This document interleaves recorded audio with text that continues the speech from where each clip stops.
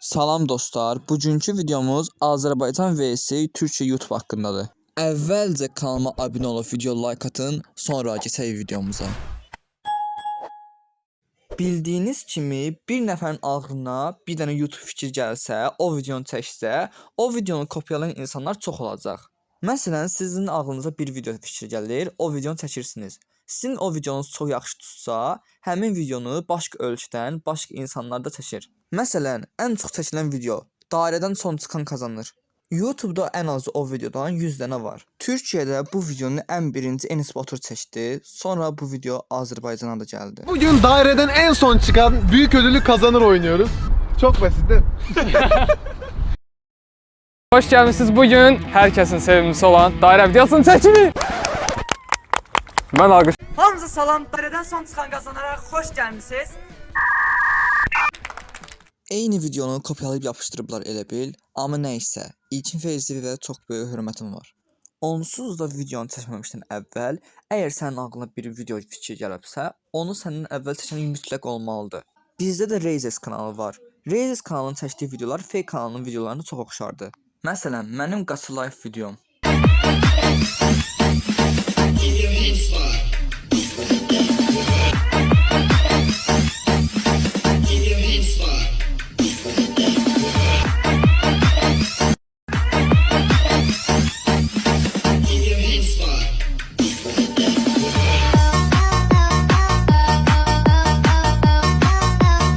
Oğlum bu ne lan amına?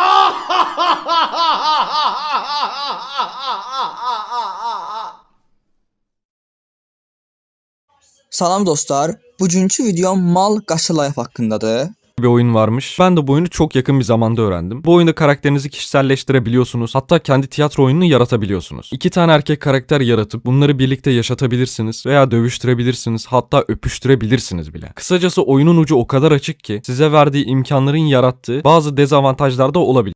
Bu video Hey everyone, today Azərbaycanlılar we're mı playing daha Rocket yaxşı Racing. YouTube videosu çəkir, yoxsa türklər mi And olsaydı daha I don't know, kaliteli I'm hyped əlbəttə for ki, this, türklər so çəkir. let's Çünki Azərbaycan YouTuberlərində bu qədər bütçə 11. yoxdur.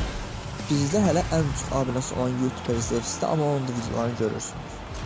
Məsələn, Türkiyədə Just turist chilling. kanalları eyni videonu elə bir şey kopyalayıb yapışdırıb videonu paylaşırlar. Bizdəkilər video çəkəndə isə I'm bir speaking out az here. türk YouTuberlərin videolarını oxşayanda xalqımız, millətimiz başlayır yorum tökməyə ki, türklərin Mine videosunu first, çalmışsan, oğurlamısan, neynəmisən?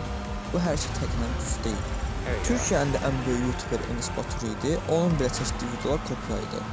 Yəni başqa kanallardan video fikri oğurlayırdı. Deyə bilərsiniz ki, sübutanı sübutda göstərəcəm. Second, MrBeast Enes Batur'dan nefret ediyor. Neden mi? Çünkü Enes Batur MrBeast'in içeriklerini çalıyor. Bildiğiniz gibi MrBeast'in Türkçe dublajı mevcut. Yani MrBeast'i Türkler de izleyebiliyor. Ama eskiden MrBeast kanalında dublaj özelliği yoktu ve Türkler MrBeast'i tanımıyordu ve Enes Batur da bunu bir fırsat olarak gördü. Ardından da MrBeast'in videolarını Türkçe'ye çevirerek milyonlarca izlendi. MrBeast de Enes Batur'u içeriklerini çaldığı için YouTube'a şikayet etti ve 20 milyon ağaç diktiği videoyu Enes Batur'a Instagram'dan göndererek meydan okudu. MrBeast Enes Batur'a madem videolarımı çalıyorsun bu kadar ağaç dik de görelim dedi. Dostlar, video buraya qədər idi. Video buraya qədər baxdınızsa videomu like atıb kanalıma abunə olmayı yaddan çıxarmayın. Özünüzə yaxşı baxın. Sağ olun.